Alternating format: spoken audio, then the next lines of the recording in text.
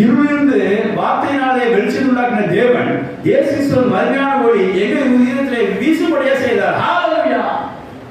இயேசு கிறிஸ்து ஒளி கொடுக்க முடியாது இருக்கிறார், நம்ம வெளிச்சம் கொடுக்க முடியாது இருக்கிறார். நீங்க பாவத்தில் இருளில் இருக்கலாம், விழுந்து கிடக்கலாம். இருள்னாலே அங்கே என்ன உண்டுங்க? வீழ்ச்சி தான். பாவத்தினால இருள், அங்கே என்ன உண்டாகும்? வீழ்ச்சி. அவன் படுத்தான் கிடப்பான், அவனை எரிச்சு ஒன்றும் செய்ய முடியாது. யாராலும் சாப்பா கொடுத்தா சாப்பிடுவான். ஏன்னா இருட்டில் எங்கே போகணும்னு தெரியாது, ஒரு அடி முன்னாடி வைக்க முடியாது, அவன் விழுந்தா கிடக்க வேண்டும். ஆனாலும் நீதி சூரியன் இயேசு கிறிஸ்து அங்கே உதிப்பார், அங்கே வெளிச்சத்துக்கு அவனை கொண்டு வருவார். லூக்கால பார்க்குறோம், வாசிக்க வேணா பார்க்குறோம்.